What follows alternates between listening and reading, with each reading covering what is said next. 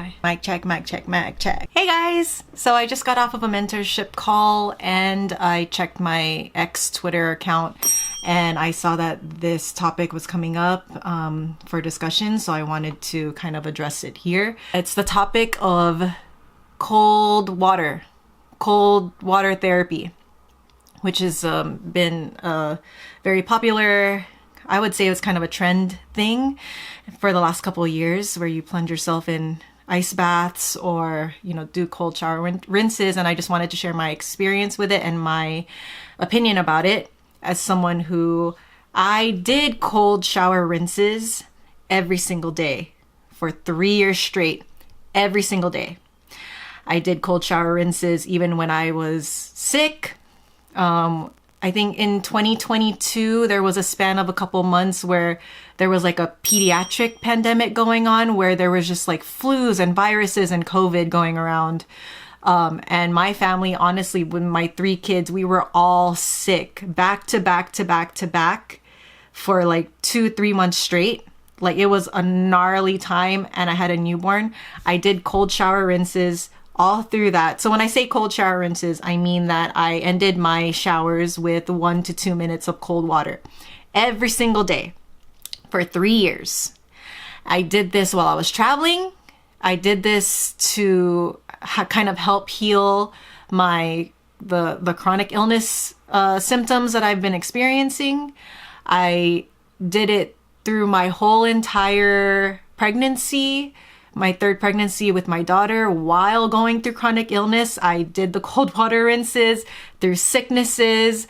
I did it even when I was in labor and I had to give birth to her 6 weeks early, and she was a preemie child and I couldn't even stand or walk because it was just so much going on. I did the cold shower rinses. I was very, very diligent. So I have vetted it, and I did not experience much benefit. So now, like, when people ask me if they're dealing with chronic illness or chronic symptoms, if they should do the cold water or cold shower rinses or ice baths, my answer is, I think it depends on a lot of factors. For me personally, I didn't quite experience much benefit. And I know this because at the end of 3 years, I decided I was going to stop doing them. And that first shower, I will always remember the first shower that I didn't change the temperature to cold. And I would go really cold. The first shower that I didn't change the temperature to cold.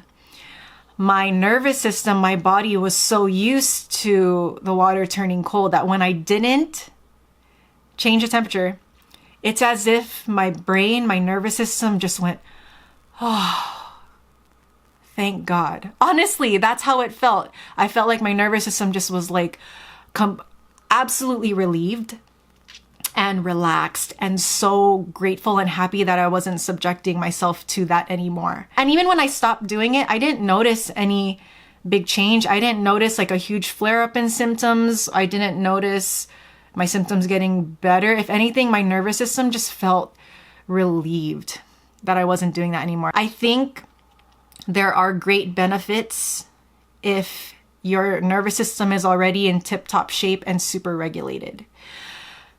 I'm sure there's benefits there, because then you can really optimize the dopamine, the endorphins, all the feel-good hormones that happen when you subject yourself, when you artificially stress your system out, and then for a temporary little while, and then relieve it. I'm sure, you can feel all those euphoric feelings. Now looking back, I thought I was experiencing euphoric feelings when I was doing it. But now that I've stopped for over a year, whatever euphoric feelings I was feeling, they were very, very, very fleeting and honestly not worth it for me.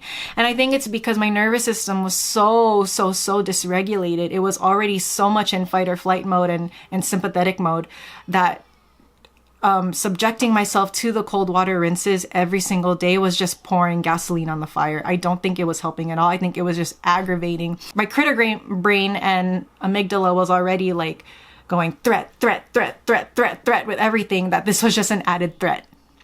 So that was my personal experience. However, I will say that when my daughter was born, when she was born early as a preemie, she came out strong as an ox. And even to this day, even when we were going through that bout of the pandemic or pediatric pandemic, she was so strong. It's as if her nervous system and immune system are so regulated and so strong. And I don't know if it's because I was subjecting myself to the cold water rinses while I was pregnant with her. And so she got the benefits of it and I didn't. I don't know. Either way, I don't care. I'm super grateful for her health. She's in tip-top shape. She's amazing. So maybe it all went to her, all the benefits. I don't know. And I'm kind of wondering about this too, because I know a lot of men, at least from what I've seen, a lot of men benefit so well from ice baths and cold water rinses. I would say I think I see more of a disparity. I think more men like it, or they benefit from it more. And I wonder if it's because it's just the biological difference between a man and a woman. I think our hormones are different. The way we're biologically wired is different. So maybe this subjecting themselves to this temporary stress of the cold water, maybe it accesses for them more of the hormones and whatever that is more suited for them versus women, because we're just so different, you know? And I felt like on my own recovery journey, I feel like the more that I can nurture myself emotionally, mentally, physically, like the more that I can be gentle with myself, that's teaching my brain and my body that I'm safe. Not continuing to subject it to, like harsh, shocking conditions.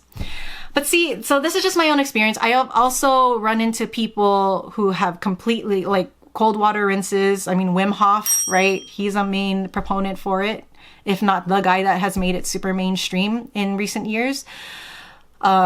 They've got tremendous benefits. Some of them even say that the ice baths and cold water rinses helped heal them completely, which is why I committed myself to doing it for every day for 3 years, because I believed it.